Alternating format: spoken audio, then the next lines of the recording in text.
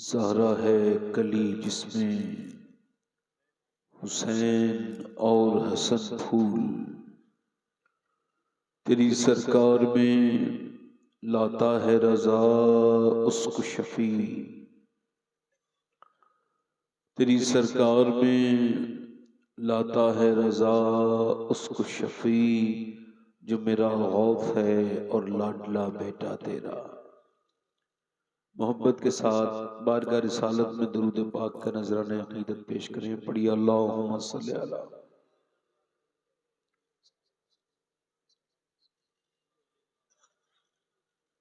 बाद दुरूद लायक एहतराम व ताज़ीम मिंबर शरीफ पर तशरीफ फरमा मुअज़्ज़ज़ उलमाए अहले सुन्नत, मुअज़्ज़ज़ हुफ़्फ़ाज़ व क़ुर्रा सामीन व सामियात, अस्सलामु अलैकुम व रहमतुल्लाहि तआला व बरकातहू। खैरियत से हैं आप लोग? भाई थोड़ा सा इसका आवाज कम करो, थोड़ा सा इसका बेस बढ़ाओ, ट्रेबल बढ़ाओ।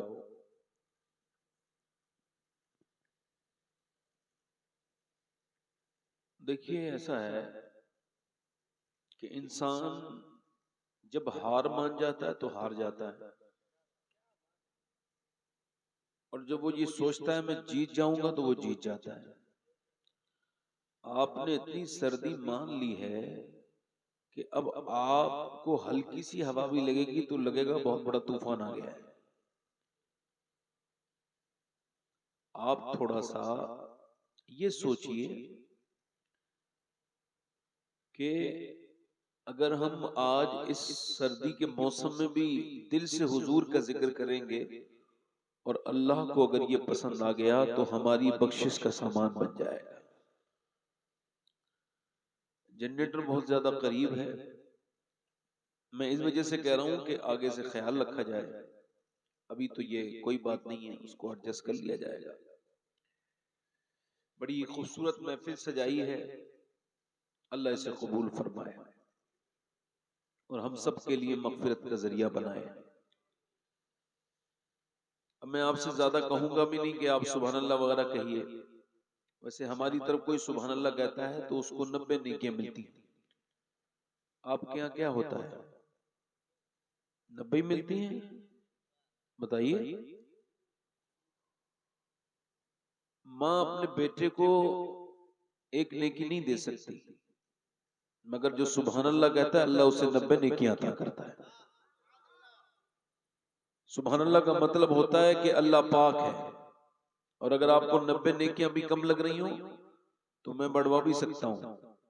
मेरे पास एक तरीका है, मैं दुआ करूंगा कि अल्लाह आपको मक्का दिखाए, फिर मक्के में एक नेकी 1 लाख के बराबर हो जाती है। वैसे सुभान अल्लाह का मतलब होता है अल्लाह पाक है। भाई थोड़ा सा इको कम करो भाई, इसका इको कम करो भाई, इसका आवाज ठीक करो आप। मुझे खुद ही समझ में नहीं आ रही है मेरी आवाज है। सुभान अल्लाह का मतलब होता है कि अल्लाह पाक है, और वो किसी के कहने से पाक नहीं होता, वो तो पाक है। करीम का मतलब है करम करने वाला, रहीम का मतलब है रहम करने वाला। आप उसको करीम कहिए उस पर कोई फर्क नहीं पड़ेगा, आप उसको रहीम कहिए उस पर कोई फर्क नहीं पड़ेगा, आप उसको रहमान कहिए उस पर कोई फर्क नहीं पड़ेगा, मगर जो कहता है उस पर फर्क पड़ता है। मेरे नबी फरमाते अल्लाह को जिस नाम से पुकारो उसके उसी सिफत का तुम्हें बदला अता कर देता है। उसको रहीम कहोगे तो तुम्हारे दिल में रहम उतार देगा, करीम कहोगे तो करम दिल में उतार देगा। अल्लाह ताला आपको सलामत रखे। भाई मेरी भी हिम्मत नहीं हो रही है कि आप लोगों को ज्यादा डिस्टर्ब करूं, क्योंकि आपने तो बिल्कुल हाथ बिल्कुल ऐसे कर लिए हैं। आपको पता है अगर आप हल्का फुल्का अपने आप को थोड़ा सा चलाते फिराते रहेंगे तो सर्दी भी कम लगेगी आपको। ये भी एक जरूरी चीज है। बड़ी उल्टी सीधी महफिल है, इधर लोग बैठे हैं इधर कोई है ही नहीं, तो खैर कोई बात नहीं, जहां बैठे हैं वैसे ही बैठे रहिए आप। ये कैमरा भी लेके चले जाते भाई साथ में अपने। अब तो कैमरे वाले खैर बड़ी तरक्की कर रहे हैं माशाल्लाह। तो आप खैरियत से हैं आप लोग?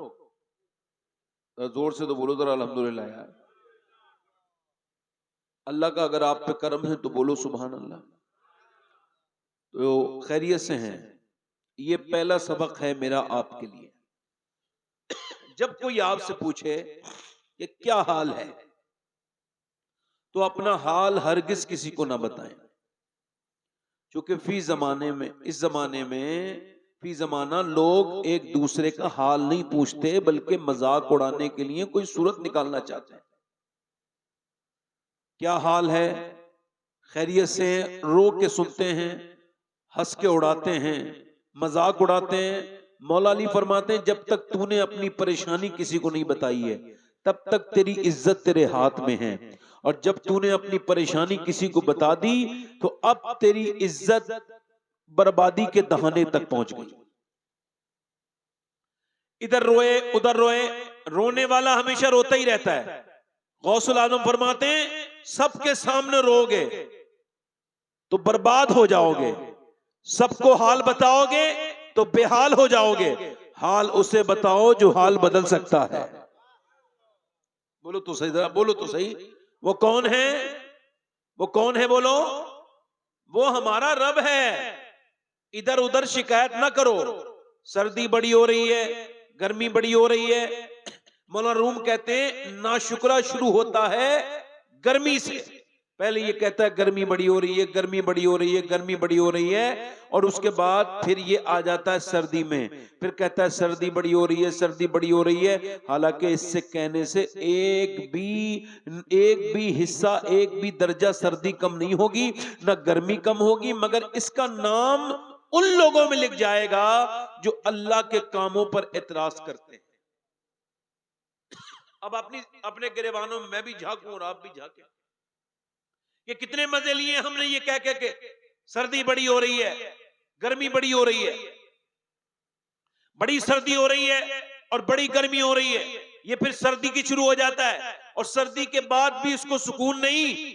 बरसात में ये कहता है बरसात बड़ी हो रही है। गौसुल आजम फरमाते हैं एक अल्लाह का वली था, वो एक आइलैंड पे रहता था। आइलैंड समझते हैं? एक बीच में जगह हो समंदर के, उसमें जिंदगी की उम्मीद होती है मगर आने जाने का कोई रास्ता नहीं होता, और वहां रहता भी कोई नहीं है। तो वो रहता था, गौस पाक फरमाते हैं इतना बड़ा वली था कि वो आंख उठा के अर्श देख लिया करता था। मगर एक दिन ऐसा हुआ कि बारिश हो रही थी आइलैंड पर, उस टापू पर बारिश हो रही थी। तो उसने कहा या अल्लाह, यहाँ तो बारिश की कोई जरूरत नहीं, कोई न खेती है न कोई इंसान है, यहाँ बारिश की क्या जरूरत है। अल्लाह अकबर। अल्लाह ने उसको, उसकी विलायत को छीन लिया और उस मकबूल को मरदूद बना दिया। ये कोई मैं मजाक नहीं कर रहा हूं आपसे, रोजाना बोल चाल में जो चीजें आपको दुरुस्त करनी है वो बता रहा हूं। एक वली सिर्फ इस वजह से विलायत उसकी छीन ली गई कि उसने बरसात पर एतराज किया। अब हमारे पास तो विलायत है नहीं। खुदा ना करे कि अल्लाह नाराज हो जाए, अपने कर्म से वो हमें माफ करे। मैं आपसे पूछता हूं कि ये सब चल रहा है नहीं चल रहा है? गर्मी बड़ी हो रही है, सर्दी, औरतों को देखो पूरे पूरे दिन बैठी रहेंगी, कोई और काम है ही नहीं। अभी मेरी एक साहब से बात हुई तो वो बोले उधर सर्दी कैसी पड़ रही है। मैंने कहा कम पड़ रही होगी, तुम ज्यादा करवा दोगे। कहने लगे नहीं तो। और मैंने कहा जो जरूरत की बात है वो करो ना भाई, आपको इससे क्या मतलब कि कौन सी सुबह में कितनी सर्दी पड़ रही है। आप तो ये देखो कि सुबह से शाम तक आपने अल्लाह को कितना याद किया है। तभी तो गौसुल आजम फरमाते अल्लाह की शिकायत करनी है तो उससे करो जो अल्लाह से ज्यादा मेहरबान मिले। और वो कोई है? जल्दी बोलो, वो कोई है? बताओ है कोई? तो फिर क्यों उसकी शिकायतें करते फिरते हो? राबिया बसरी ने देखा, अच्छा राबिया बसरी, काला रंग, बांझ औरत, बताओ कोई खूबी है उसके अंदर? कनीज है, लौंडी है, खरीद में पैसे में खरीदी भी औरत है, बांझ भी है और काली भी है। मगर आज 1300 साल गुजरने वाले हैं, बादशाहों की बीबियों के, शहजादियों के नाम मिट गए, मगर उस राबिया का नाम आज भी जिंदा है जिसने अपने अल्लाह को राजी कर लिया। बोलो तो सही जरा यार, बोलो तो सही। उसका नाम आज तक तो राबिया बसरी ने देखा कि एक आदमी के सर पे पट्टी बंधी हुई है। पूछा क्या हुआ? कहने लगा सर में दर्द है। राबिया ने पट्टी नोच दी। का शर्म नहीं आती? अल्लाह ने पूरी जिंदगी सेहत दी तो कभी चौराहे पे खड़े होकर नहीं कहा अल्लाह तेरा शुक्र है मेरी सेहत ठीक है। आज मालिक ने एक दिन दर्द दे दिया है तो पूरे मोहल्ले को बताता फिर रहा है कि परेशान हूं। तो परेशानी उसको बताओ जो परेशानी हल कर सकता है। आप समझ में आ रही है? आपके नहीं आ रही? आपके समझ में आ रही नहीं आ रही? इधर देखो, एक बादशाह था, मौलाना रूम ने लिखा है। आपके समझ में आ रही मेरी बातें? नहीं।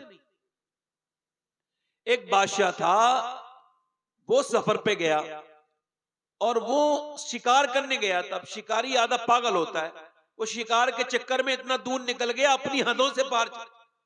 फौजी उसके गुम हो गए, सब कुछ गुम हो गया। प्यास लगने लगी ज्यादा उसको। जब प्यासा प्यासा होता है तो बादशाह नहीं होता, दुआ कर लगा अल्लाह मेरी जिंदगी बख्श दे। कांटा बन गई जबान, कई दिन से सहरा में घूमता फिर रहा है, मौत करीब आ गई। उसने देखा अचानक एक जगह उम्मीद की किरण नजर आई, सामने एक झोपड़ी में चिराग जल रहा है। जाके पहुंच गया झोपड़ी में, बड़ा प्यासा हूं पानी पिलाओ। उस बाबा ने कहा पीले पानी। सामने ध्यान से सुनना, सामने रखा था, इसने उठाया और जाके पानी पी लिया। 4-5 गिलास पानी पी के ये सैर हो गया। फिर बोला मैं बादशाह हूं इस मुल्क का, कभी कोई परेशानी आए तो आ जाना, लो ये मेरी अंगूठी ले लो। उसने बाबा ने ले ली इसकी अंगूठी। अब जब 1-1.5 साल के बाद वो बाबा परेशान हुआ तो उसने सोचा अंगूठी बेच दूं, सीधी सादी बात। फिर उसने कहा क्या पता बादशाह की अंगूठी है। उसने कहा था मेरी अंगूठी ले ले, जब तुझे जरूरत हो तो आ जाना, तुझे कोई रोकेगी नहीं सिक्योरिटी, तुझको वीआईपी ट्रीटमेंट मिलेगा, आ जाना। कहते वही गया बादशाह के दरवाजे पर, अंगूठी दिखाई, रात का वक्त था। अंगूठी देखते ही लोगों ने उसे ट्रीटमेंट देना शुरू कर दिया, इज्जत देनी शुरू कर दी। जाते जाते बादशाह के बेडरूम तक पहुंच गया, हुजरे खास में पहुंच गया, देखा तो बादशाह सजदे में रो रहा है। करीब गया, वापस पलटने लगा। बादशाह ने सलाम फेरा, अपने फौजियों से पूछा कौन है? कहा एक आदमी आया था, पकड़ के लाओ। पकड़ के लाए, उसके हाथ में अंगूठी थी, कांप रहा था। कहा हुजूर मैं वही हूं जिसने आपकी जान बचाई थी। उसने अंगूठी देखी, मैंने पहचान तो लिया तुझे, मगर ये बता तू आया था फिर गया क्यों? जब यहां तक आया था तो मुझसे बात क्यों नहीं की? कहने लगे मैं परेशानी में आ गया था, कोई तकलीफ में था, मैंने सोचा अपनी परेशानी बादशाह को बताऊं, तो मैंने देखा कि बादशाह भी किसी के सामने रो रहा है, तो मैंने सोचा उसके सामने क्यों ना रो जिसके सामने बादशाह भी रोता है।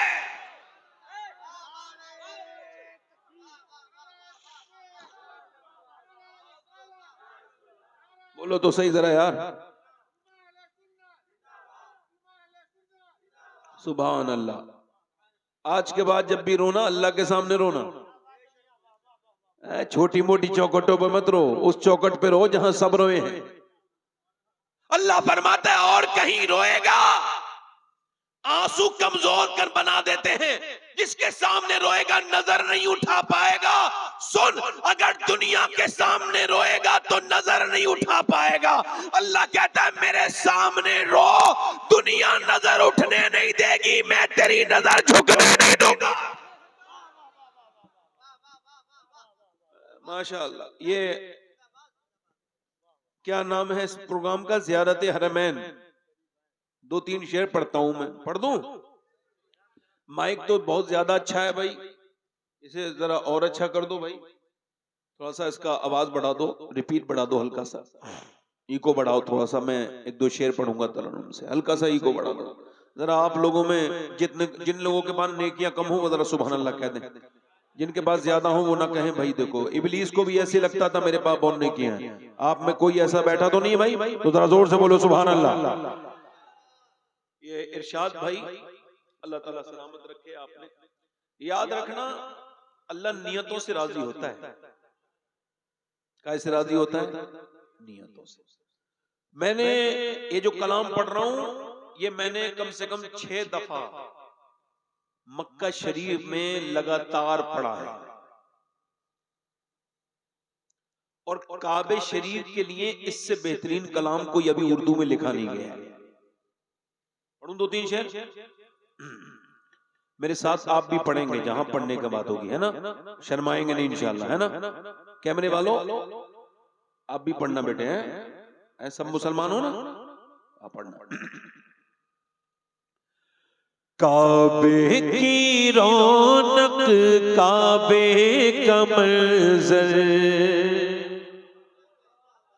काबे की रौनक काबे का मंजर, अल्लाहु अकबर अल्लाहु अकबर। काबे की रौनक काबे का मंजर, अल्लाहु अकबर अल्लाहु अकबर। पढ़िए काबे की रौनक अल्लाहु अकबर अल्लाहु अकबर। देखूं तो देखे जाऊं बराबर, अल्लाहु अकबर अल्लाहु अकबर। देखूं तो देखे जाऊं बराबर, अल्लाहु अकबर अल्लाहु अकबर। हैरत से खुद को कभी देखता हूँ और देखता हूँ कभी मैं हरम को, हैरत से खुद को कभी देखता हूँ और देखता हूँ कभी मैं हरम को। लाया कहाँ मुझको मेरा मुक़द्दर, अल्लाहु अकबर लाया कहाँ मुझको मेरा मुक़द्दर। आप अल्लाहु अकबर कह सकते हो ना, पढ़ो अल्लाहु अकबर अल्लाहु अकबर। हैरत से खुद को कभी देखता हूँ और देखता हूँ कभी मैं हरम को। लाया कहाँ मुझको मेरा मुक़द्दर, पढ़ो लाया कहाँ मुझको मेरा मुक़द्दर, अल्लाहु अकबर। सुभान अल्लाह सुभान। और हमदे खुदा से डर है ज़बानी, कानों में रस घोलती है अज़ाने। अभी मक्का जाके देखो, सब तरफ आवाज आ रही लब्बैक अल्लाहुम्मा लब्बैक लब्बैक ला शरीक लक लब्बैक इन्नल हम्दा वन निअमत लक वल मुल्क ला शरीक लक। हर तरफ आवाज आ रही है। हमदे खुदा से डर है ज़बानी, कानों में रस घोलती है अज़ाने। बस एक सदा आ रही है बराबर, अल्लाहु अकबर अल्लाहु अकबर। बस एक सदा आ रही है बराबर, अल्लाहु अकबर अल्लाहु अकबर। याद आ गई जब अपनी खताएं, याद आ गई जब अपनी खताएं, अश्कों में ढलने लगी इल्तिजाएं, अश्कों में ढलने लगी इल्तिजाएं। रोया खिलाफे काबा पकड़ कर, रोया खिलाफे काबा पकड़ कर, अल्लाहु अकबर अल्लाहु अकबर।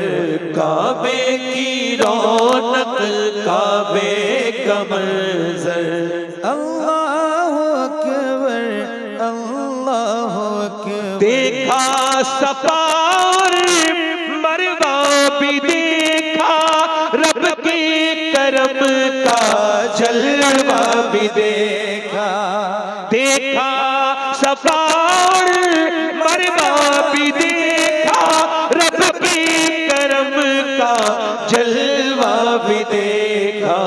देखा रवाइक सरों का समंदर, अल्लाहु अकबर अल्लाहु अकबर। पूरा मजमा कहो अल्लाहु अकबर अल्लाहु अकबर। काबे की रौनक, काबे का मंजर, अल्लाहु अकबर, अल्लाहु अकबर। और भेजा है जन्नत से तुझको खुदा ने, और चूमा है मेरे मुस्तफा ने। भेजा है जन्नत से तुझको खुदा ने, और चूमा है मेरे मुस्तफा ने। ऐ संगे अस्वद तेरा मुक़द्दर, ऐ संगे अस्वद तेरा मुक़द्दर। अल्लाहु अकबर, अल्लाहु अकबर। काबे की रौनक, काबे का मंजर, अल्लाहु अकबर। और ये अल्लाहु अकबर। लाइव चलाने वाले, खूब भर भर के खाने वाले, सोने वाले, दन्नाने वाले, मक्के का अदब न करने वाले, तस्वीरें बनाने वाले, मदीने में तस्वीरें बनाने वाले, मक्के में तस्वीरें बनाने वाले,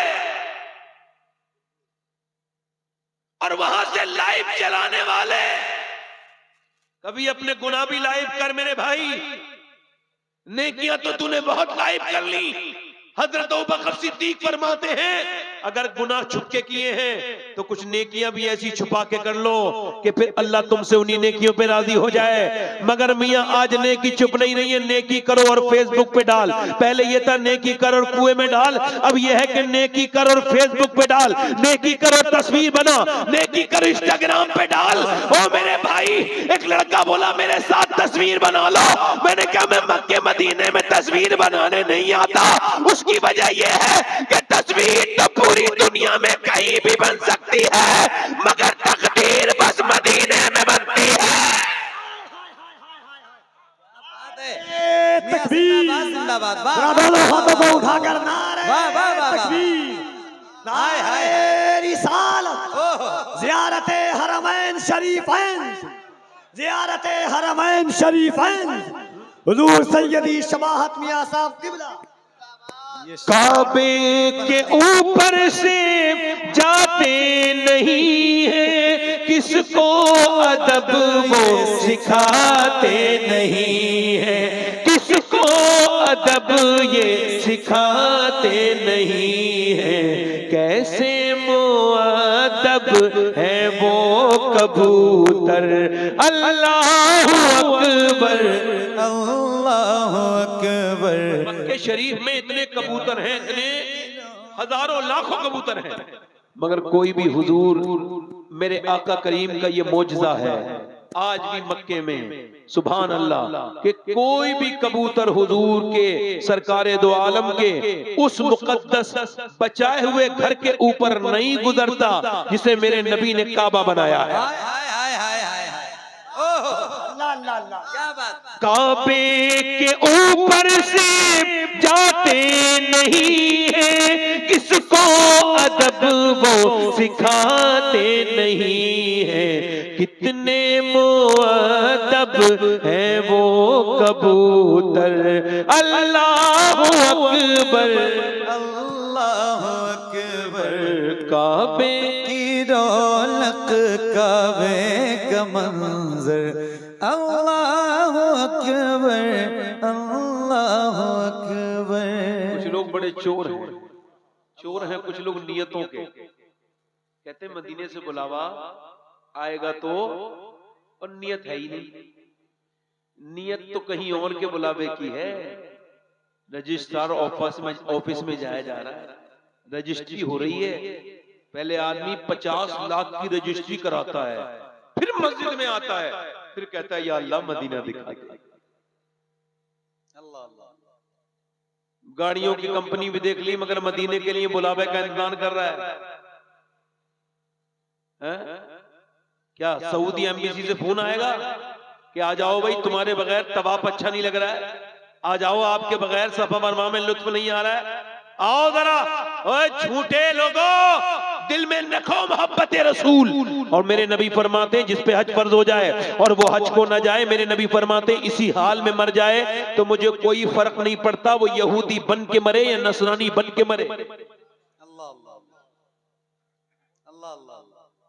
मदीना वही जाता है जिसके दिल में नियत होती है। एक रक्षा चलाने वाला मुझे मदीने में मिला। कहां पे? कहने लगा मैं रक्षा चला के मदीने आया हूं।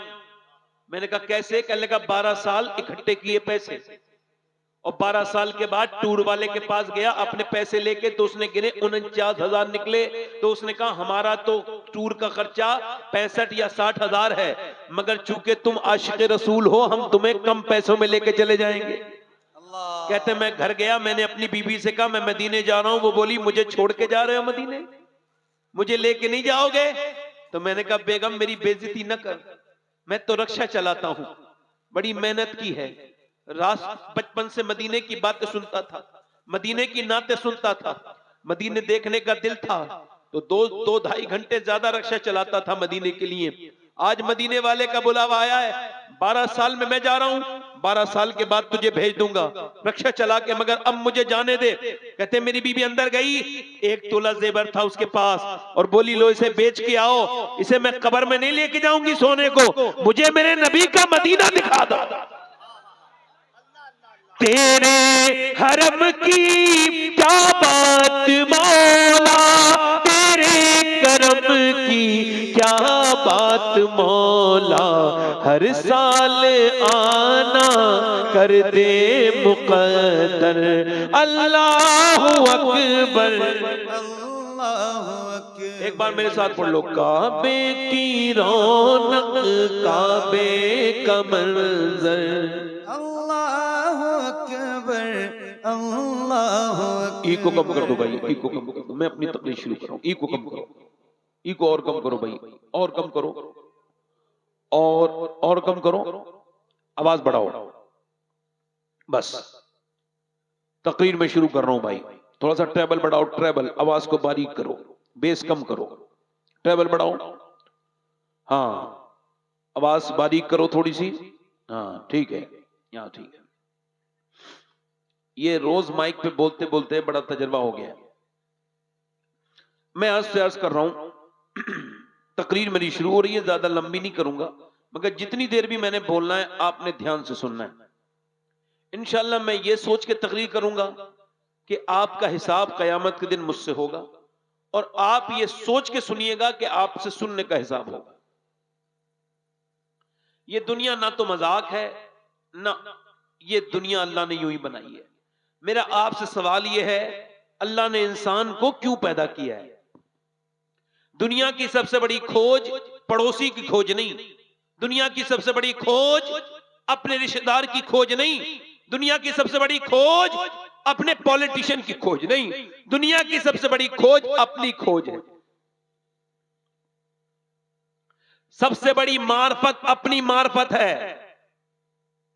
जब तक आप अपने आप को नहीं पहचानेंगे तब तक ना तो आप अपनी जिंदगी का मकसद समझ पाएंगे, ना आप ये समझ पाएंगे कि आप दुनिया में क्यों आए हैं। बस आप यूं ही दुनिया में आए थे, यूं ही चले गए।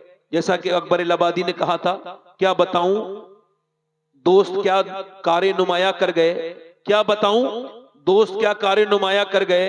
एमए किया, डिग्री ली, नौकरी की, पेंशन ली और मर गए। यही मकसद है जिंदगी का क्या? जानवर भी खाते हैं, जानवर भी पीते हैं, जानवर भी सोते हैं, जानवर भी जागते हैं, जानवरों के भी बच्चे हैं, जानवर भी जो है वो जानवर भी अपने बच्चों के लिए लेके आते हैं कुछ जानवर। तो ये बताओ इंसान में और जानवर में क्या फर्क रह गया? अल्लाह ने आपको हरगिज़ सोने के लिए सिर्फ पैदा नहीं किया, सिर्फ खाने के लिए पैदा नहीं किया, सिर्फ आपको कमाने के लिए पैदा नहीं किया। आप बताइए अल्लाह ने इंसान को क्यों पैदा किया? अगर ये पूछना है तो कोई साइंसदान नहीं बताएगा, कोई दानिशमंद नहीं बताएगा, कोई फलसफी नहीं बताएगा, क्योंकि ना तो उसने इंसान को बनाया है, ना वो इंसान की हकीकत को जानता है। इंसान क्या है? मैं आपसे पूछता हूं, हल अता अल इंसानहीनुम मिन अद-दहर लम यकुन शय'अन मज़कूरा। अल्लाह फरमाता है इंसान पे एक लंबा वक्त ऐसा गुजरा है कि वो कोई काबिल जिक्र शय न था। ये तो अल्लाह ने इंसान पर अपना करम किया कि इंसान के बगैर शऊर के बेदार होने से पहले अल्लाह ने इंसान को इंसान बना दिया। लोग कहते हैं मुझ पर अल्लाह का क्या एहसान है, मैं कहता हूं कभी सोचने बैठ तो तुझे पता चलेगा कि अल्लाह का तुझ पर कितना बड़ा एहसान है। लोग कहते हैं खाली हाथ आए थे और खाली हाथ जाएंगे, तो जब कोई मुसलमान से ये कहे कि खाली हाथ आए थे और खाली हाथ जाएंगे, तो मुसलमान को ये कहना चाहिए कि हम खाली हाथ नहीं आए थे, ना खाली हाथ जाएंगे। जब हम आए थे तो नबी का दामन हाथ में था, और जब जाएंगे तो नबी का दामन हाथ में होगा इंशाअल्लाह। यानी हम मुसलमान थे, मगर इंसान इसको समझा नहीं। थोड़ा सा भाई को और कम कर दे भाई, और थोड़ा सा ट्रैवल आगे बढ़ा दें, थोड़ा सा इसमें बेस और कम कर दें, आवाज थोड़ी और साफ कर दें। मेरी आवाज बड़ी साफ आवाज है, आ रही है आपको? ऐसे आपको भारी लगेगी, मगर मैं माइक वाले तो गुजारिश कर रहा हूं कि आपका माइक बहुत अच्छा है और अच्छा कर दीजिए। मैं आपसे अर्ज कर रहा हूं, ध्यान दीजिए मेरी बात पर। इंसान के मतलब की जब कोई चीज नहीं रहती तो बेकार है। जैसे फ्रिज वर्क करना छोड़ दे, ठंडा करना छोड़ दे, खाने को महफूज करना छोड़ दे, तो फ्रिज बेकार है। आपकी मोटरसाइकिल चलना छोड़ दे, बेकार है। मोटरसाइकिल का काम है, क्या काम है मोटरसाइकिल का? मोटरसाइकिल का काम है आपके सफर को, घंटों के सफर को मिनटों में तब्दील करना। कार का आपका काम है दिन के सफर को घंटों में जो है वो घंटों में तब्दील करना। ये आपकी कार का काम है। मुझे बताइए इंसान को क्यों अल्लाह ने पैदा किया? अब इसका जवाब कौन देगा? अल्लाह खुद फरमाता है, मैंने इंसान को अपनी इबादत के लिए पैदा किया और इम्तिहान के लिए पैदा किया। मौत और हयात को इस वजह से बनाया कि इंसान परखे जाए। क्या करके क्या किए जाए? क्या किए जाए? इंसान परखे जाएं। अब हम और आप यूं ही नहीं है, परखे जा रहे हैं, हमको परखा जा रहा है। यानी फजर का वक्त है, नमाज का वक्त है और फजर का वक्त है। एक नौजवान सोया है, गहरी नींद में सोते सोते अजान की आवाज आ गई फजर की। नफ्स ने कहा ना उठना, दिल ने कहा उठूंगा। ईमान कह रहा है जाऊंगा, नफ्स कह रहा है सर्दी बड़ी है, पानी भी ठंडा है, बाहर निकलोगे बीमार हो जाओगे, तकलीफ हो जाएगी, बीमार हो जाओगे, ऐसा करो बाहर ना निकलो, बाहर ना जाओ। उसने कहा नहीं जाऊंगा। अल्लाह फरमाता है मैंने इंसान को पैदा किया, उसके साथ अपने दुश्मन नफ्स को भी पैदा किया। यानी मेरा नफ्स और आपका नफ्स, ये मेरा भी दुश्मन, अल्लाह का भी दुश्मन, ये दुनिया मेरी भी दुश्मन, अल्लाह की भी दुश्मन। अब वो नफ्स कह रहा है उठ जा, नफ्स कह रहा है सो जा, बाहर सर्दी बड़ी है, बाहर बहुत ज्यादा टेम्परेचर लो है, बाहर जाएगा बीमार हो जाएगा, अंदर गर्मी है, लिहाज बड़ा बेहतरीन गर्म है, बाहर न निकलना। मगर ईमान ने कहा नहीं निकलूंगा। ईमान बाहर निकला और जाने के बाद ठंडे पानी से अपने हाथ को धोया, वुजू किया और नमाज पढ़ने के लिए वो ठिठरता हुआ मस्जिद में गया। सख्त सर्दी में उसने अपनी नाक अपने रब के हुजूर लगा दी और वो अल्लाह के सामने जाके सजदे में झुक गया। जैसे ही उसने सजदा किया है वैसे ही फरिश्ते ने ऐलान कर दिया आज ये अल्लाह का बंदा पहले इम्तिहान में कामयाब हो गया। देखो इतने हल्के तकरीर कोई सुनाता होनाता नहीं है। हमारे जलसों में शोर शराबा होता है, तो हमें शोर शराबा तो नहीं करना है, मगर कम से कम सुबहान अल्लाह वगैरह बोलते रहो ताकि पता लगे आप सोए नहीं हो, है ना? आप समझ रहे मेरी बात को? मस्जिद में गए, आपने पहली हरा दिया, पहली शिकस्त आपने क्या दी कि आपने फजर में सर झुका दिया अपने अल्लाह के सामने, पहली शिकस्त आपकी हो गई। अब लड़का वापस आया अपने घर में, अब नमाज पढ़ने के बाद नाश्ता किया, घर से बाहर निकला, एक लड़की वाहियात, बेहुदा, बेगैरत, बेशरम, उसके जिस्म पे कपड़े बड़े ही खराब, बड़े बेकार कपड़ों के साथ वो निकल के जा रही है। इसने एक नजर देखा, एक नजर माफ है, दूसरी नजर पे गुनाह है, तो पहली नजर में कुछ बिगड़ता भी नहीं, पहली नजर में कोई फितना भी नहीं होता, पहली नजर में कोई बुराई नहीं पैदा होती, पहली नजर में अगर नजर झुका लो पहली नजर में कुछ नहीं होता। मगर इसकी नजर ने कहा, इसने पहली बार देखा, अब नफ्स कह रहा है, नफ्स चूंकि कुत्ता है, भौंक रहा है, देख ले, एक बार देख ले, एक बार देख ले। इसने कहा नहीं देखूंगा।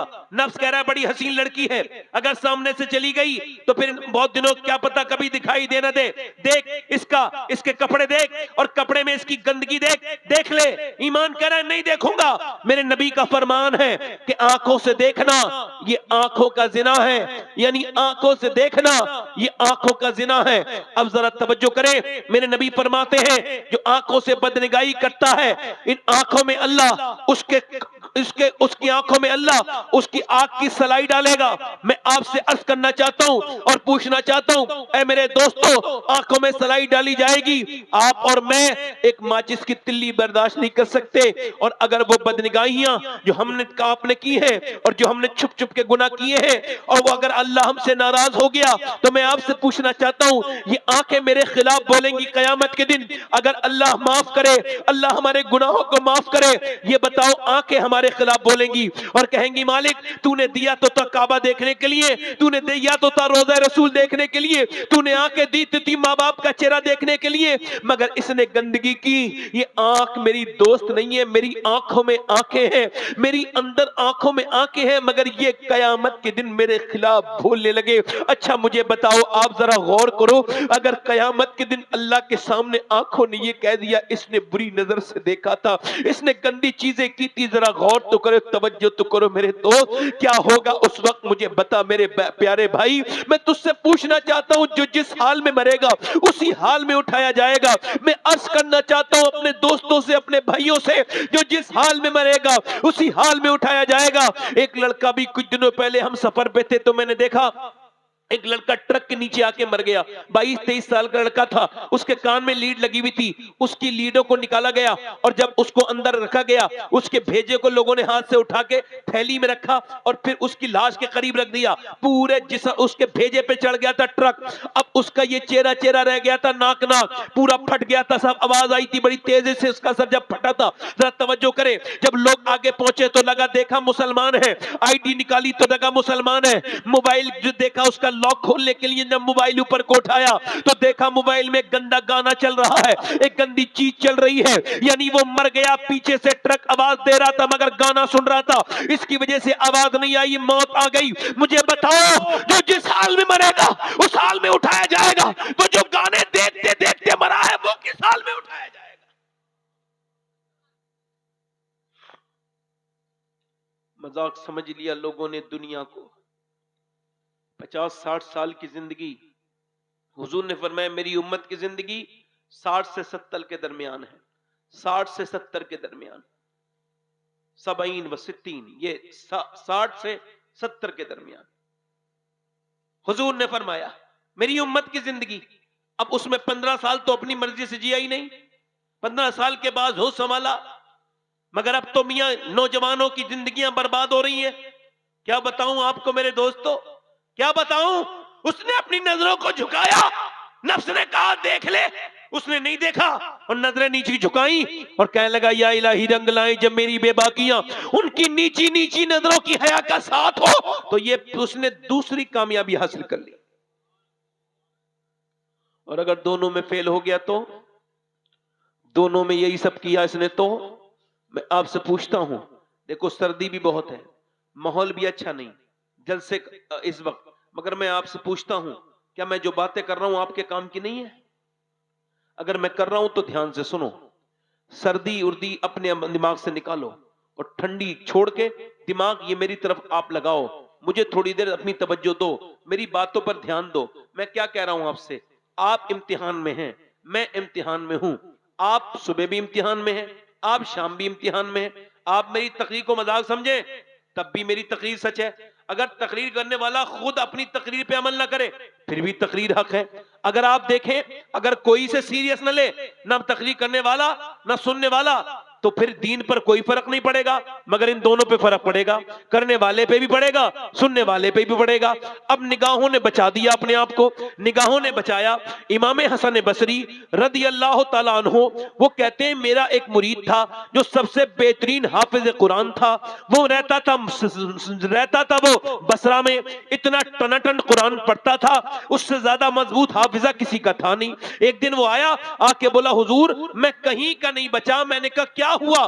कहने लगे हुजूर मेरा बात यह कल मैं एक लड़की का पीछा कर रहा था। आप मेरी तरफ तवज्जो कर रहे हो?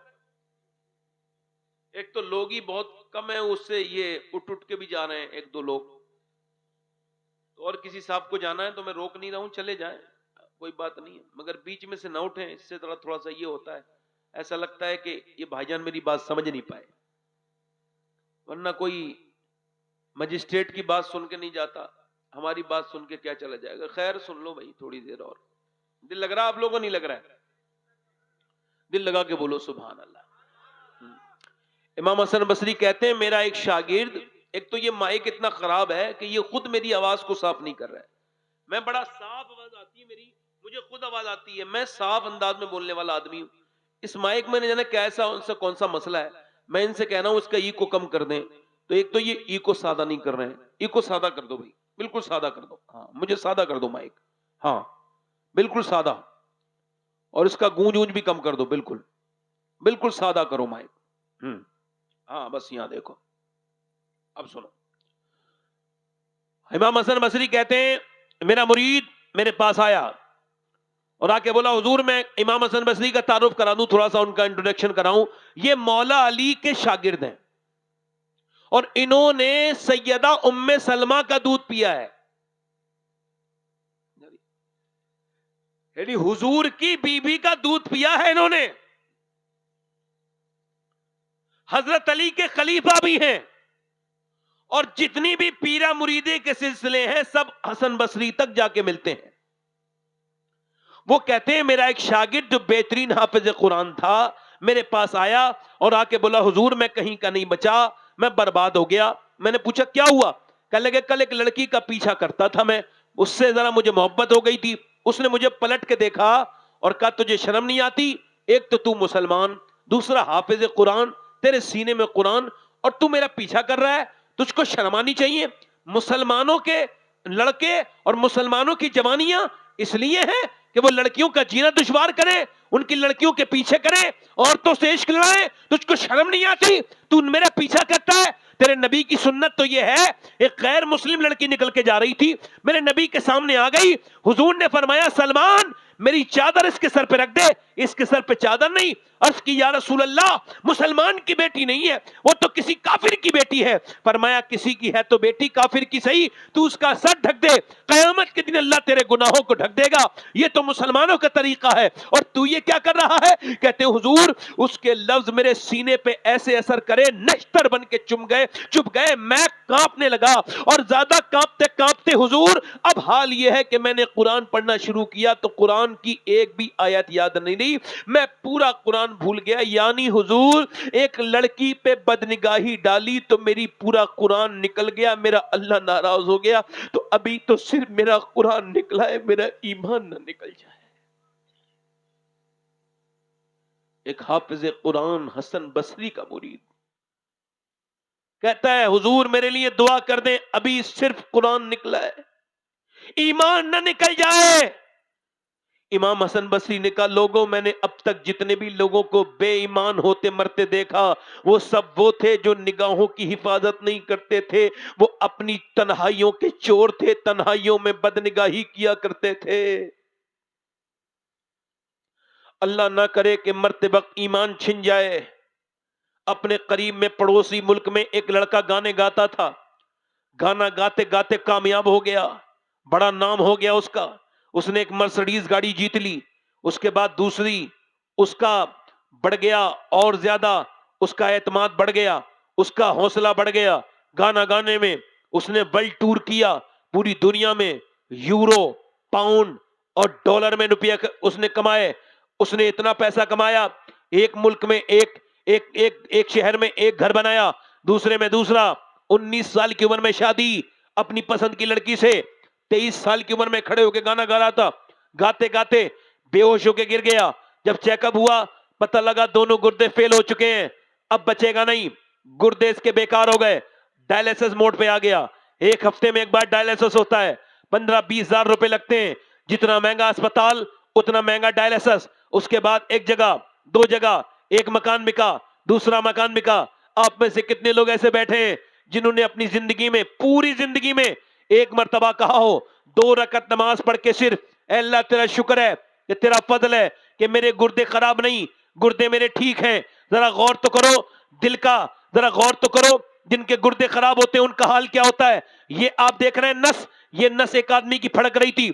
मैंने पूछा क्या हुआ, वो लड़का था 24 साल का, कहने लगा मेरी डायलिसिस होता है, मेरे दोनों गुर्दे खराब हैं, मेरे बाप ने जमीन बेच दी, मकान बेच दिया, मैं अकेला बेटा हूं अपने बाप का, मेरा बाप बिल्कुल रोड पर आ गया, मगर मेरे गुर्दे ठीक नहीं हो पाए, मेरे लिए दुआ कर दे, मेरा बाप भी मजबूर है, मैं भी मजबूर हूं। जरा गौर तो करो, कश्मीर से मेरे पास टेलीफोन आया, कहने लगे आपकी तकरीर कराना चाहते हैं। मैं कहा मेरा इस महीने में वक्त नहीं। कहने लगे जो आपकी तकरीर कराना चाहते हैं ये कैंसर के पेशेंट हैं और ये इनकी ख्वाहिश है मरने से पहले एक बार आपकी तकरीर सुन ले। मैं कहा ठीक है, मैं चला गया। उसका नाम मोहम्मद सलीम था, उसका इंतकाल हो गया। मैंने पूछा सलीम भाई क्या हाल है, कहने लगा अल्लाह का शुक्र है। मैं कहा मैंने सुना है आपको कैंसर है, कहने लगे कैंसर की वजह से ही अल्लाह का शुक्र है।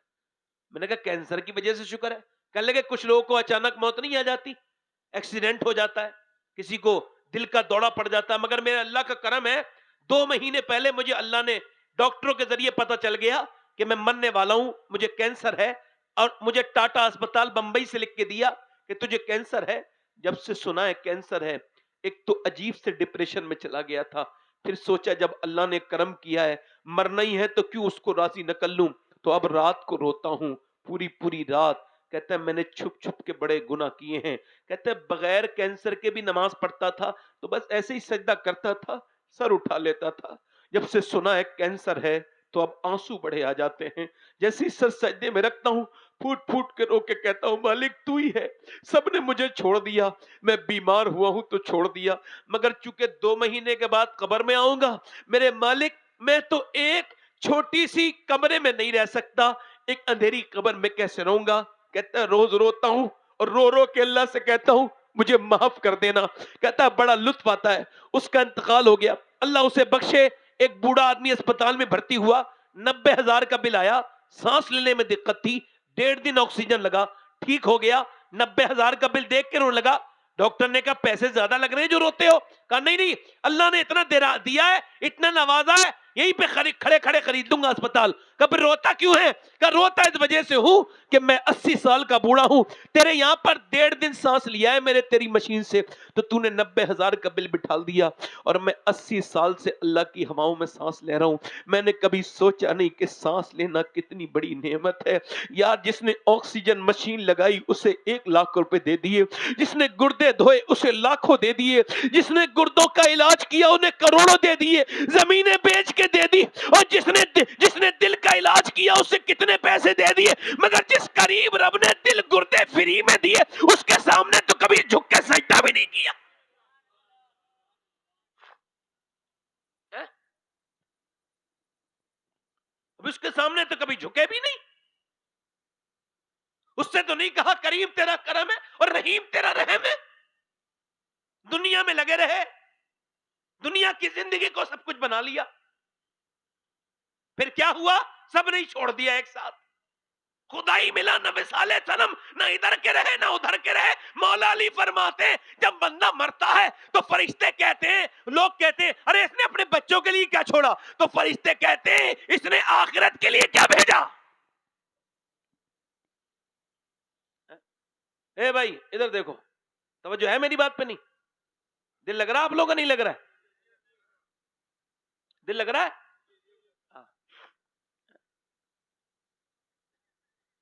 मकाने बना ली, बिल्डिंगें बना ली, ये दुनिया की जिंदगी, इसके लिए न जाने कितने इंतजाम कर लिए, मगर जिस कब्र में जाना है उसके लिए कोई इंतजाम नहीं किया। जिस अल्लाह के सामने जाना है उसके सामने कोई इंतजाम नहीं। मेरे नबी ने एक बकरी जिबा करवाई, उसे सदका कर दिया, जब सारा गोश्त बट गया, हुजूर घर आए, पूछा आयशा क्या बचा है? तो उन्होंने कटोरी दे के कहा, हुजूर इस कटोरी में, मेरे आका करीम इस कटोरी में बचा है ये गोश्त। तो 3-4 बोटियां बची थी, पर मैं आयशा ये नहीं बचा, बचा वो है जो अल्लाह के नाम पे खर्च हो गया है। बचा क्या है बोलो?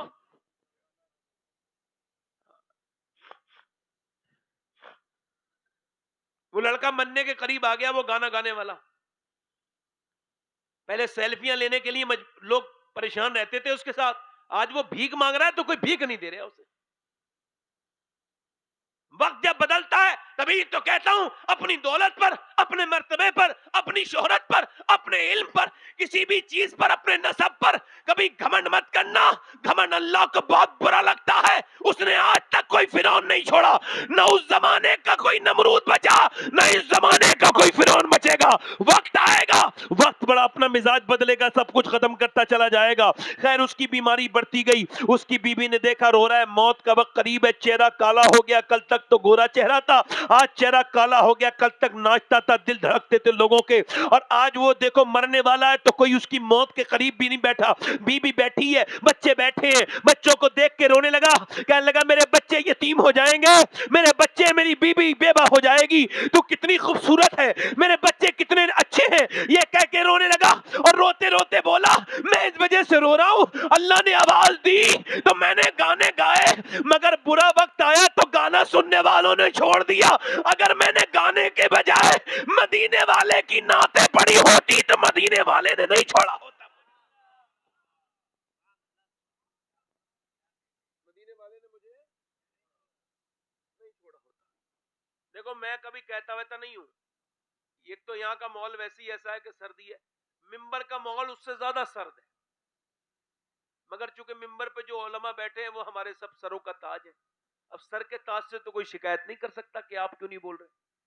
मैं क्यों शिकायत करूं भाई, आप क्यों नहीं बोल रहे, बोलो भाई। ये तो उन लोगों से कहा जाता है जिन्हें पता ना हो कि भाई महफिल में वो लोग आए जो थोड़ा बहुत जौक रखते हो। बज़ौक लोग तो जहां बैठ जाए वहां बज़ौक की नहूसत फैला देते। मैं आपको बताऊं जौक किसे कहते हैं? मुस्कुराया करो, सुभान अल्लाह। कुछ लोग समझते हैं हम दीन समझते हैं, दीन क्या खाक समझोगे तुम? अभी तो तुम हुजूर को ही नहीं समझे। कुछ लोग मुस्कुराते ही नहीं, मुंह बनाए बैठे रहते हैं जहां बैठे। ये मुंह बनाने वाला जहां जाए वहीं का माहौल खराब। ये अपने घर में घुसता है तो उसके बच्चे डर जाते हैं, अरे अब्बा, अब्बा आ गए। ये अब्बा आया कोई हिटलर आ गया, कोई फिरौन आ गया, अब्बा आया है। और ये ऐसे ही आए हैं। और आपको बताऊं, ये लड़कियां भी खूबसूरत बनाना चाहती हैं चेहरा, मर्द भी चेहरा खूबसूरत बनाना चाहते हैं, सब खूबसूरत दिखना चाहते हैं। आजकल तो बड़ी आफत है मोबाइलों की चली हुई। आजकल मोबाइलों ने इतना लोगों को जो है वो इतना उसने इतना गलत फहमी मुब्तला कर दिया, ऐसी गलत फहमी मुब्तला है कि हर आदमी अपने आप को स्मार्ट समझ रहा है, खूबसूरत समझ रहा है। फिल्टर की वजह से मोबाइलों ने गुमराह कर दिया लोगों को। अगर इन्हें ऐसे उसमें देखें आईने में, कहता नहीं मैं तो नहीं हूं, मैं तो वही हूं जो सेल्फी में आता हूं। इंसान खूबसूरत बनना चाहता है। ये मोबाइल क्यों बिक रहे हैं इतने? आपको पता है इसमें फिल्टर लगे हुए हैं, इसमें आदमी को, अरे बेवकूफ, फिल्टर से आदमी फिल्टर नहीं बनता। और याद रख इस बात को, हॉवर्ड ने रिसर्च किया कि ये जो लोग चेहरा खूबसूरत बनाते हैं, तो उनसे पूछा कौन सा कॉस्मेटिक लगाना चाहिए, कौन सा फेस वॉश, तो उन्होंने रिसर्च करके बताया किसी भी क्रीम और फेस वॉश और साबुन से चेहरा खूबसूरत नहीं होता। कहा तो फिर किससे खूबसूरत होता है? उन्होंने कहा एक ही चीज है जिससे चेहरा खूबसूरत होता है। इंसान के चेहरे में 126 मसल्स हैं और वो तभी एक्टिव होती है जब बंदा मुस्कुराता है, यानी चेहरे पे खूबसूरती मुस्कुराने से आती है। और ये मेरे नबी की सबसे बड़ी सुन्नत है। जोर से तो बोलो, मुस्कुरा के तो बोलो। इसमें क्या जा रहा है? जब कोई मिले तो हाथ मिला के ऐसे मुस्कुराओ, सुभान अल्लाह। हाथ मिलाओ, मुस्कुराओ। कुछ दिया आपने उसे? कुछ दिया? बस क्या किया? आइए हाथ मिलाइए और खैरियत और ठीक है, बस ये पूछ लिया, इतना। और मेरे नबी ने फरमाया तुम में बेहतर वो है जिसका अखलाक सबसे बेहतर है। बोलो तो सही, बोलो तो सही। अब मुझे बताओ जिंदगी क्यों दी अल्लाह ने? ये गाने बजाने के लिए, खाने पीने के लिए? मकसद हयात ना समझ पाए लोग। मैं आपको बताऊं, किसी ने पूछा हजरत इमाम हसन बसरी से, दीन बताइए 2 लफ्जों में। कितने लफ्जों में?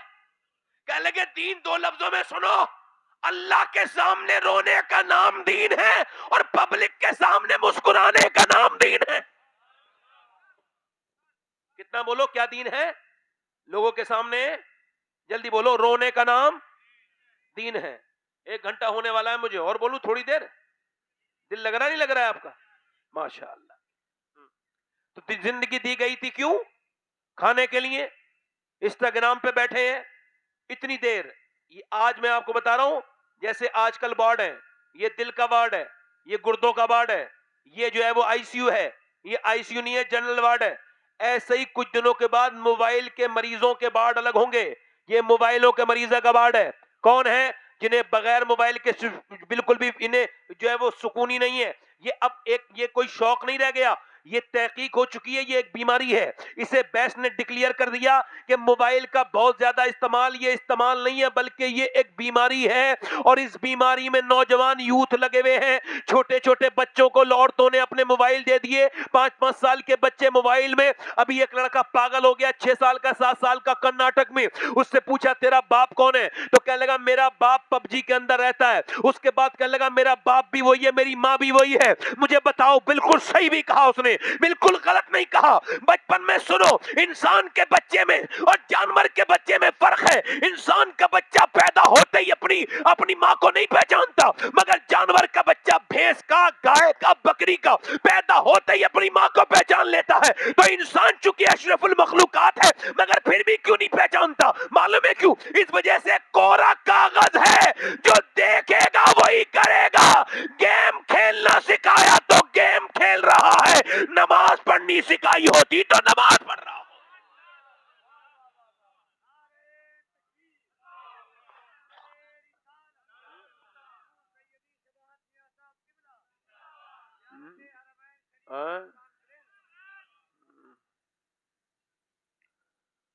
मैं यही अर्ज कर रहा था। अच्छा इधर देखो, तवज्जो करो। ये पंजाब है, चंडीगढ़ में, वहां एक लेक्चरार, तवज्जो है, लेक्चरार और वो प्रोफेसर यूनिवर्सिटी का। तो उसका वीडियो देख लेना कोई भी जाके, ऐसा तो नहीं हुई आप तो सब चीजें। तो उसको शिकायत हुई कि ये अपनी माँ को मारता है, इसकी बीवी मिलके मारती है। तो उन्होंने खुफिया कैमरा लगाया तो पता लगा मारता है। एक लेक्चरार अपनी बूढ़ी माँ को 70 साल की थप्पड़ मारता है, उसकी बीवी मारती है, उसके मुंह पे थूकते हैं, उस बूढ़ी को मार रहे हैं। अब आप ये कह सकते हो कि वो जाहिल है? जल्दी बोलो। इधर देखो, एक प्रोफेसर को कोई कह सकता है वो जाहिल है? कोई कह सकता है वो पढ़ा लिखा नहीं है? अरे जो यूनिवर्सिटी में पढ़ाता है, जो फिजिक्स पढ़ाता है, मैथमेटिक्स पढ़ाता है, जो जो जो बायोलॉजी पढ़ाता है, बताओ क्या, बताओ जो जो जो जो जो के साइंस पढ़ाता है, उसे आप कहोगे जाहिल है? नहीं नहीं, हम उसे कहेंगे पढ़ा लिखा है। मगर ये साथ में कहेंगे कि दुनिया की कोई भी यूनिवर्सिटी मियां सब कुछ पढ़ाती है, मगर मियां मेरे नबी का दीन है जो माँ बाप का एहतराम पढ़ाता है, दुनिया की कोई यूनिवर्सिटी नहीं पढ़ाती। इसी वजह से कोई हाफिज और आलिम अपनी माँ बाप का नाफरमान नहीं होता। देखा आपने? नहीं होता। नहीं, माशाल्लाह होता है। कहीं कोई 1-2 जलील आपके जहन में हो तो उसे तो नजरअंदाजी कर देना। ये तो 99% ऐसे ही होता है कि अच्छे ही होते हैं। क्यों? इमाम गजाली कहते हैं बच्चा जब गोद में आए, बोलना शुरू हो तो तजर्बा करना। अच्छा, मैंने इमाम गजाली की बात पर तजर्बा किया है, आप कर लेना। गोद में लेना बच्चे को, और गोद में लेने के बाद उस बच्चे को गोद में लेना और कहना अल्लाह अल्लाह अल्लाह अल्लाह अल्लाह अल्लाह। बच्चा कहेगा अब्बा अब्बा। अब आप कह रहे हैं अल्लाह, वो कह रहे हैं अब्बा, आप कह रहे हैं अल्लाह अल्लाह अल्लाह, वो कह रहे हैं अब्बा। इमाम गजाली कहते हैं वो कहता थोड़ी है, उससे अल्लाह कहलवाता है। देख, तूने इसे मेरा नाम सिखाया था, मैंने इसे तेरा नाम सिखा दिया।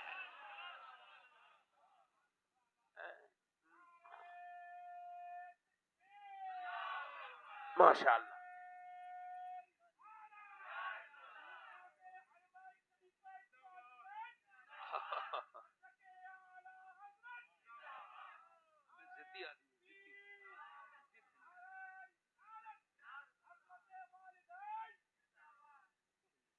जोर से बोलो। मुस्कुरा के बोलो। अब तवज्जो करो, देखो, माए नेक तो बच्चे, बोलो तो सही। अब भाई माए तो कुरान पढ़ना ही नहीं, माए तो फिल्में देख रही हैं, ड्रामे देख रही हैं। पेट में बच्चा आ गया तो वो पाकिस्तान का वो चल रहा है सीरियल, और उसमें हराम कारी आ रही है, बदकारी आ रही है, वो सब देख रही हैं। अपने औलाद पैदा कर रहे हो तो बीवी को देखो कि ये उस वक्त प्रेग्नेंट मूवमेंट में क्या कर रही है, बड़ा जरूरी है ये। इमाम गजाली कहते हैं औरत काबे में जाए तब इतनी दुआ उसकी कबूल नहीं होती जितना जब पेट में बच्चा होता है तब अल्लाह उसकी दुआ कबूल करता है। अरे जोर से तो बोलो यार, बोल ही नहीं रहे आप लोग।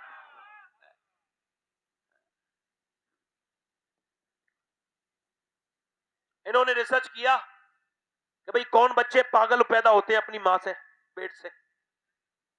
तो इन्होंने जब रिसर्च किया हार्वर्ड वालों ने, तो उनका ये वो बच्चे हैं जो अपनी मां के पेट में थे, बाप ने मां को मारा तो वो मार तो रहा था जाहिल बीबी को, और असर हो गया बच्चे के दिमाग पर। यानी प्रेग्नेंट मूवमेंट में बाप ने मां को मारा, असर बच्चे पर हो गया, मां ने। तवज्जो करो, अब डॉक्टर कहता है औरत से कि तुम अगर चाहती हो बच्चा ताकतवर पैदा हो तो ऐसा करना कि ज्यादा ताकत की चीजें जैसे बादाम खाना, ज्यादा आप बादाम खाना, ज्यादा आप अमरूद खाना, इसमें विटामिन डी होते हैं। आप ज्यादा विटामिन सी के लिए आप लीमू पीना और संतरा खाना। अब आप मुझे बताओ, अल्लाह का बनाया हुआ सेब, संतरा, अनार, अमरूद अगर मां खाए तो बच्चे पे असर हो जाए, तो क्या अल्लाह का कुरान मां पढ़ेगी तो बच्चे पे असर नहीं होगा? बोलो होगा कि नहीं होगा? अरे होगा। ये दिल्ली में एक बच्चा पैदा हुआ, दिल्ली के करीब में, एक 5 दिन तक रोता रहा लगातार पानीपत में। बच्चा पैदा होते ही रोया, अस्पतालों में डॉक्टरों को दिखाया मगर ठीक नहीं हुआ, बड़ी पुराने हकीमों ने देखा मगर ठीक ही नहीं हुआ। 1 महीने के बाद फखरुद्दीन बाउद्दीन जकरिया मुल्तानी के दामाद गुजर के जा रहे थे, उन्होंने देखा ये बच्चा रो रहा है, क्या लगा ये रो नहीं रहा है, अल्लाह को याद कर रहा है, अल्लाह का सच्चा वली है ये बच्चा, अल्लाह का सच्चा वली है ये बच्चा। अब जब उस बच्चे को, तवज्जो करें, जब उस बच्चे को के पास गए, तो कोई है घर में, तो घर में निकल के आया बाप का, कोई है का मैं इसका बाप हूं, का ये आपका बच्चा अल्लाह का वली है, मुबारक हो। का दिमाग ठीक है आपका? 1 महीने से ना सोया है ना सोने दिया है और आप इसे अल्लाह का वली कह रहे हैं। कल मेरी गोद में लाओ, बुरा ना कहो। उस बच्चे को गोद में लाके दिया, एक कान में कुछ पढ़ा, दूसरे में कुछ पढ़ा, बच्चा खामोश हो गया। कहने लगे साहब आपने क्या पढ़ दिया इस बच्चे के कान में? हम दवाइयों से ठीक नहीं हुआ, अस्पतालों में ठीक नहीं हुआ। कहने लगे बाद में बताऊंगा, पहले ये बताओ क्या इसकी माँ कुरान की हाफिजा है? कहा इसकी माँ कुरान की हाफिजा है और वो 24 घंटे में एक कुरान पूरा कर देती है। जरा जोर से बोलो, 24 घंटे में एक कुरान पूरा कर देती है। कहने लगे तो यही तो वजह है, जब ये बच्चा अपनी माँ के पेट में था तो इसकी माँ ने उठते बैठते चलते फिरते इतना कुरान पढ़ा, इतना कि बच्चे को माँ के पेट के अंदर कुरान सुनने की आदत हो गई, उसकी रूह की ग़िज़ा कुरान बन गया। जब बच्चे पैदा हुआ तो माँ जचकी में चली गई, कुरान उसने पढ़ा नहीं, तो उसको भूख लगती थी कुरान की, तुमने उसको खिलाई है दवाइयां। मैंने एक कान में एक आयत पढ़ी, दूसरे में दूसरी पढ़ी, बच्चा खामोश हो गया। उसी बच्चे का नाम शरफुद्दीन बू अली शाह कलंदर पानीपती है। तो पानीपत में माँ कुरान सुनाए तो बच्चा शरफुद्दीन बू अली कलंदर बनता है, और अगर मदीने में सैयदा फातिमा कुरान सुनाए तो बेटा नेज़े पे चढ़ के करबला में कुरान सुना देता है।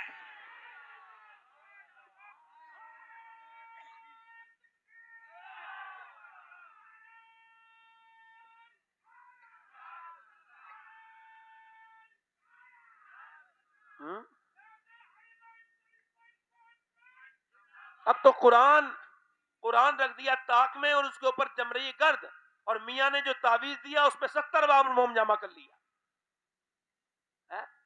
कुरान से कोई मतलब ही नहीं रहा औरतों को। और खराब कर दो माइक। हाँ, तो जो है कि नहीं, अल्लाह ने ऐसा मजबूत माइक दिया है, आज तक किसी माइक से मैं हारा ही नहीं। और ये माइक बंद करके भी आवाज वहीं तक जाएगी।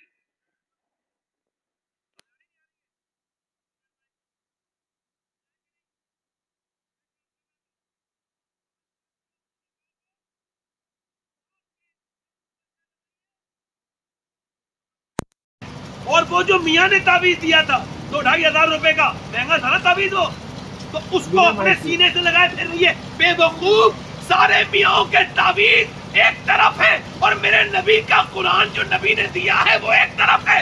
दुनिया के ताबीजों से बरकत नहीं होती, कुरान पढ़ने से बरकत होती। सुभान अल्लाह, सुभान अल्लाह। कुरान पढ़ने से बरकत होती, ताबीजों से बरकत नहीं होती। हालांकि ताबीज की बरकत का मैं मुमकिन नहीं, मगर एक बात कह रहा हूँ, इतना ताबीजों कुरान पीछे चला गया। आप तवज्जो करो मेरी तरफ, और करो मेरी तरफ, मैं जो आपसे अर्ज कर रहा हूँ। एक लड़की ही वो गैर मुस्लिम, उसकी मुसलमान सहेली थी। कौन थी बोलो? बंद, कौन सा माइक चल रहा है? ये बंद करो, इसको बंद करो, बंद करो इसको।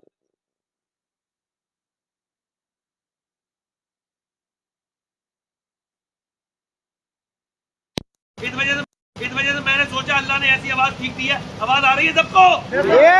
आवाज में कोई कमी तो नहीं आ रही? वहां तक आवाज आ रही है? तो सुनो मेरी बात। उसकी गैर मुस्लिम थी, अब गैर मुस्लिम उसकी सहेली थी। अपने सहेली के साथ उसने अपने घर जाना शुरू कर दिया।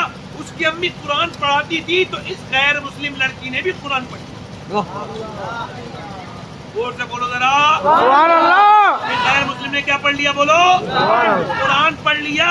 और कुरान नाजरा खत्म करने के बाद फिर हाफिजा भी कर लिया। सुभान अल्लाह। जवान हो गई और इसका रिश्ता तय हुआ तो इसने अपनी इसने उससे आके कहा, आपा से, अपनी मुल्लानी से जिसने कुरान पढ़ाया, कि ऐसा करो, मैं क्या करूं, मेरा रिश्ता हो गया है और जिसके साथ रिश्ता हुआ बहुत कट्टर है, मुसलमानों का दुश्मन। मैं क्या करूं?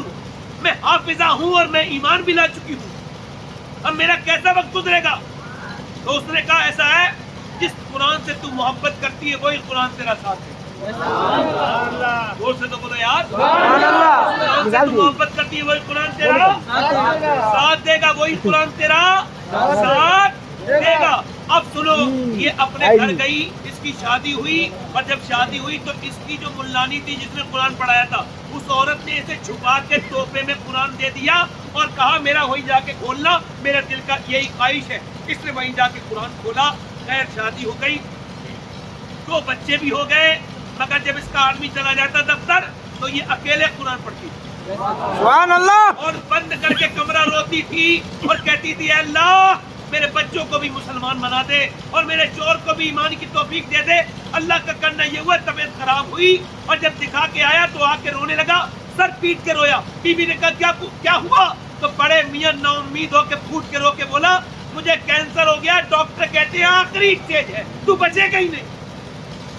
तो उस औरत ने कहा, एक बात मैं तेरे मान लेती हूँ और एक कहना तू मेरा मान ले। मेरा कहना यह है कि मैं तेरा इलाज करूंगी, जो अगर आप ठीक हो गए तो आपको जो मैं कहूँ वो मान लेना। उसने कहा ठीक है मान लो। उसने कहा ठीक है मान लो। उसने क्या किया, उसने देखा था उसकी मुल्लानी कुरान पढ़ती थी, जब कोई बीमार आता था तो सूरह फातिहा पढ़ के सुनाती थी। इसने सूरह फातिहा पढ़ के दम करना पानी पे शुरू कर दिया और पिलाना शुरू कर दिया। वो बोला, क्या पढ़ के दम करती है? तुझे इससे क्या मतलब? उसने 2 महीने पानी पिलाया। 2 महीने के बाद जब चेकअप करा के आया तो डॉक्टर ने देख के आंखें फैला ली और देख के रिपोर्ट बोला, ऐसा लगता है तुझे कभी कैंसर था ही नहीं। सुभान अल्लाह, सुभान अल्लाह, सुभान अल्लाह। अपने घर आया, आके बोला, ये बता क्या पढ़ के तूने मुझे सिखाया, क्या पढ़ के मुझे पिलाया? ना क्या हुआ? ना बात ये हुई है, क्या पढ़ के पिलाया? ना बात बता पहले। ना बात ये, डॉक्टर ये कहता है कि तुझे कैंसर कभी था ही नहीं, ऐसा लग रहा है, तेरी रिपोर्ट से सारा कैंसर बिल्कुल ठीक हो गया। ये बता किससे इलाज किया है? ना उसी कुरान से इलाज किया है जिससे तू नफरत करता है, जिससे तुझे नफरत है, उसी कुरान से इलाज किया है। और मेरे भाइयों सुनो, वो आदमी बोला, मेरी बीवी ऐसा कर, मुझे कलमा पढ़ा के मुसलमान कर दे। जिस कुरान को मैं मानता नहीं था तब उसने असर किया, जब मैं मान जाऊंगा तो वो कुरान की तरफ से। सुभान अल्लाह, सुभान अल्लाह, अल्लाहू अकबर, या रसूल अल्लाह, जिंदाबाद, जिंदाबाद, अल्लाहू अकबर, या रसूल अल्लाह। आवाज आई? जी, आवाज में कमी तो नहीं थी कोई? माइक वाला कह रहा तो मैं चला रहा हूँ, वरना मेरा अभी 1 महीना नहीं हुआ है। एक जगह लोगों ने माइक बंद करा दिया पुलिस ने, मैं कहा ठीक है करा लो। 1.5 घंटे तकरीर की है बगैर माइक के। हाँ, और अल्लाह के फजल से आवाज वहीं तक जा रही थी, जिन्होंने बंद कराया तो उनके घर में सबसे ज्यादा जा रही थी, क्योंकि मैं मुसलमान हूं और मेरा ईमान बिल्कुल ठीक है, उसमें कोई शकुक नहीं है कहीं से। तो इसका मतलब यह है कि यह माओ से असर पड़ता है। किससे असर पड़ता है बोलो? हजरत अली कहते हैं, आखिरी रिवायत पढ़ के मैं अपनी खत्म कर रहा हूं, और फिर हमारे मोहम्मद अली भाई इंशाअल्लाह पढ़ेंगे इंशाअल्लाह। दिल लग रहा है आप लोगों का? नहीं लग रहा? अब सुनो, मैं ये कह रहा हूं कि हजरत अली फरमाते हैं, मेरी शादी हुई और मैं अपने दुल्हन के कमरे में गया। कहते हैं मैंने अपनी दुल्हन को देख के रोना शुरू कर दिया, तो वो उठ के खड़ी हुई और मेरा हाथ पकड़ के बोली, क्या आपको आपकी मर्जी नहीं थी मेरे साथ शादी करने को, जो आप रोते हैं? तो मैंने आंखों में आंसू लाके कहा, फातिमा नहीं, हुजूर ने तो एहसान किया जो तुम्हारा हाथ मेरे हाथ में दे दिया। कहा फिर रोते क्यों है? कहा कितनी भी गरीब लड़की हो, दिल की तमन्ना होती है जब दुल्हन बने तो अच्छे कपड़े पहने। मैं देख रहा हूं कि मेरी फातिमा, आप जिस कपड़े में दुल्हन बन के आई हैं उसमें 17 पैमद लगे हुए हैं और आपके चेहरे पे कोई शिकन भी नहीं है। इस वजह से मैं रोना आ गया कि आपको कितना सब्र है। तो नबी की बेटी रो के बोली, मेरे अब्बा फरमाते हैं, फातिमा अल्लाह अच्छे कपड़ों से राजी नहीं होता, अल्लाह तो सजदों से राजी होता है। काहे से राजी होता है बोलो? काहे से राजी होता है बोलो? सजदों से। अल्लाह सजदों से राजी होता है, कुरान पढ़ने से राजी होता है। मेरे दोस्तों, मैं आपसे भी कह रहा हूं, नबी पाक सल्लल्लाहु अलैहि वसल्लम एक दिन अपनी बेटी के घर गए और देखा कि बेटी कमजोर है। क्या हुआ मेरी बेटी? अल्लाह का शुक्र है। फातिमा क्या हुआ है मेरी लाडली, मेरी बेटी फातिमा क्या हुआ है? अल्लाह का शुक्र है मेरे अब्बा। कई बार हुजूर ने पूछा तो बेटी तो थी ना, बेटी तो वैसे भी दिल कमजोर होता है बाप की तरफ से। मेरी बेटी बताना। कहने लगी, अब्बा 5 दिन से कुछ खाया नहीं है, मेरे बच्चे भी भूखे हैं और आपकी लाडली बेटी के पेट से एक पत्थर बंधा हुआ है। मेरे नबी ने ये नहीं कहा अली से पूछूंगा, ये नहीं कहा अली क्यों नहीं। हुजूर आगे बढ़े, सर पे हाथ रखा, फरमाया मेरी फातिमा, अगर तूने आज 5 दिन से कुछ नहीं खाया है तो तेरे बाप को 9 दिन हो गए, मेरे पेट से 2 पत्थर बंध रहे हैं। मेरी फातिमा, मैंने 9 दिन से कुछ नहीं खाया और दुनिया मोमिनों के लिए नहीं है, आले मोहम्मद के लिए नहीं है। अल्लाह अकबर। मेरी अम्मी आयशा फरमाती हैं, जब हुजूर के पेट पे पत्थर बनते थे, अल्लाह अकबर, मेरे नबी पाक खजूर की गुठलियां फेंकते नहीं थे, बल्कि खजूर की गुठलियां जब आपको फाका पड़ता था तो चूस लेते थे और पानी पीते थे। एक दिन बैठ के नमाज पढ़ रहे थे, सहाबा कराम ने कहा, या रसूलल्लाह, हमने आपको कभी बैठ के नमाज पढ़ते नहीं देखा, क्या बात है? इरशाद फरमाया, मेरे सहाबा, मैंने कई दिन से खाना नहीं खाया है, मुझसे खड़ा नहीं हुआ जाता भूख की वजह से। अल्लाह अकबर। पेट से जब पत्थर बनते थे तो कोई दुआ मांगते थे नबी?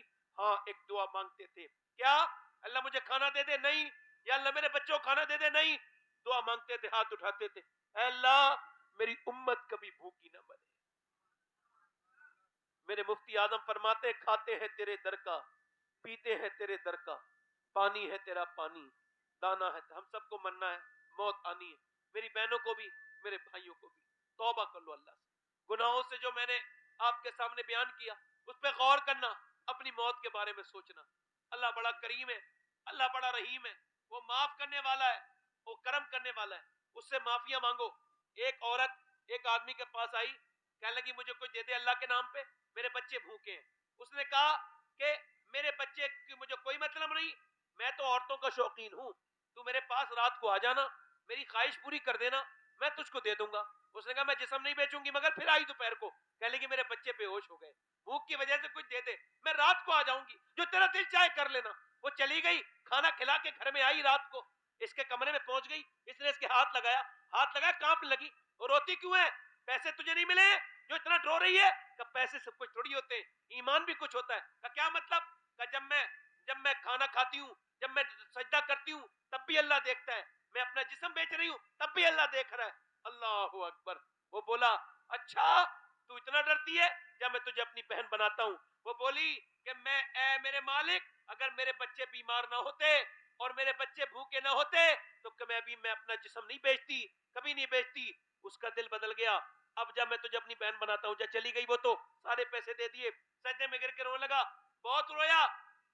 और जब रात को रो के सो गया, सुबह को दरवाजे पे दस्तक हुई, कौन? कहा मैं। दरवाजा खोलो, दरवाजा खोला, आपका नाम क्या है? कहा मैं बाद में बताऊंगा, आप अपना नाम बताओ। कहा मेरा नाम तो ये है। कहा मैं अल्लाह का नबी मूसा हूं, अल्लाह ने तुझे सलाम भेजा है। कहा सलाम भेजा है? कहा हाँ। कि किस वजह से मैं तो इस इलाके का सबसे गुनहगार हूं, इज्जतें लूटता रहा हूं, डकैती डाली इज्जतों पे, कितनी मजबूरों का मैंने फायदा उठाया। इस इलाके में मुझसे ज्यादा गुनहगार कोई नहीं। मूसा बोले तूने कोई नेक काम किया है? का एक औरत को छोड़ दिया, वो रो रही थी, मजबूर थी, छोड़ दिया, और उसके बाद मैं रोया हूं कितना, का मेरा पूरा चेहरा भीग गया था। मूसा कहने लगे तेरा तो पूरा चेहरा भीग गया। अल्लाह फरमाता है इंसान इतना रोले कि तेरी आंखों के आंसू इतने बहे कि तेरे गाल तक आ जाए, मैं सारे गुनाह उसी से माफ कर दूं। हाथ उठा के बताओ कितने लोग हुजूर के नाम पे गर्दन कटा दोगे? दोनों हाथ उठा के बताओ। हुजूर के नाम पे गर्दन जो कटा दोगे वो हुजूर के नाम पे, दोनों हाथ उठा के बताओ। नीचे हाथ कर लो। जो गर्दन कटा सकते हैं नीचे हाथ कर लो, वो कुछ भी कर सकता है ना? एक दूसरे की तरफ ना देखना, मुस्कुराना नहीं, बात नहीं करना आपस में। गर्दन कटा सकते हैं, दोनों हाथ उठा के बोलो। कौन कौन कटा देगा? दोनों हाथ उठा के बोलो। नीचे हाथ कर ले। जो गर्दन कटा सकते हैं वो कुछ भी कर सकते हैं। आप में से कौन ऐसा इंसान है, कितने लोग ऐसे हैं जो आज से गर्दन भी कटा देंगे और अपने नबी के नाम पे पूरी दाढ़ी भी रखा लेंगे? इस महफिल में खड़े हो जाए, खड़े हो जाए, खड़े हो जाओ, खड़े हो जाओ। आ जाओ, इधर आ जाओ, आ जाओ चाचा, आ जाओ, आ जाओ चाचा, आ जाओ, आ जाओ चाचा, आ जाओ, आपके छोटी दाढ़ी, आ जाओ, खड़े हो, वहीं खड़े रहो, मत आओ, खड़े रहो, खड़े हो जाओ। और आप में से कौन रखाएगा? आप रखाओगे? खड़े हो जाओ, देर न करो। 3 हो गए। जिसके छोटी दाढ़ी हो या कटाता हो, कटाना उड़ाना एक बराबर है। कोई और आशिक रसूल है जो महफिल रसूल में पूरी दाढ़ी रखाने की नियत करे? खड़े रहना भाई।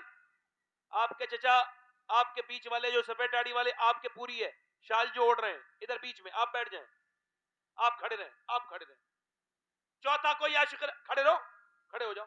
चेहरा खोलो, चेहरा खोलो अपना भाई, चेहरा तो खोलो अपना। बस बस बस, खड़े रहो, खड़े रहो। आप हंस रहे हो, मैंने आपसे कहा था हंसना नहीं। हंसने से मेरी सारी मेहनत खराब कर दी आपने। मैंने जो इतनी देर में अल्लाह रसूल की याद दिलाई थी वो सब खत्म कर दिया आपने। मैंने पहले कहा था हंसना नहीं, रोज का तजर्बा है। 5वां कोई आशिक रसूल है कोई 5वां? चलो ठीक है, हाथ ऊपर कर लो, दाढ़ी रखाने वाले हाथ ऊपर करो मेरे साथ को। इंशाअल्लाह आज के बाद ना दाढ़ी कटेगी ना मुड़ेगी। बैठ जाए, नमाज की पाबंदी करेंगे, दोनों हाथ उठा के बोले। मौत का कोई भरोसा नहीं। नमाज पढ़ेंगे, अपनी बहन बेटी को पर्दा कराएंगे, पढ़े जो जोर से अस्तगफिरुल्लाह रब्बी मिन कुल्ली ज़म्बिन व अतूबु इलैह। पढ़ लीजिए ला इलाहा इल्लल्लाह मुहम्मद रसूलुल्लाह। मेरी जिंदगी का मकसद तेरे दीन की सरफराजी, मैं इसीलिए मुसलमान, मैं इसीलिए नमाजी। इस्लाम जिंदाबाद, मसलके आला हजरत पाइंदाबाद। लक़द काना लकुम फी रसूलिल्लाहि उस्वतुन हसना। सदक़ल्लाहुल अज़ीम व मा अलैना इल्लल बलाग। अस्सलामु अलैकुम व रहमतुल्लाह। या अल्लाह मेरे भाई जिनका एक्सीडेंट हुआ है उनको शिफा अता फरमा, उन पर फजल फरमा, उन पर मेहरबानी फरमा। वमा अलैना इल्लल बलाग। जोर से पढ़ें ला इलाहा इल्लल्लाह मुहम्मद रसूलुल्लाह। जनाब कफील अंबर साहब मोहम्मद अली फैजी साहब का ऐलान करेंगे, कोई उठ के न जाए, मैं भी बैठा हूं, और मोहम्मद अली फैजी साहब की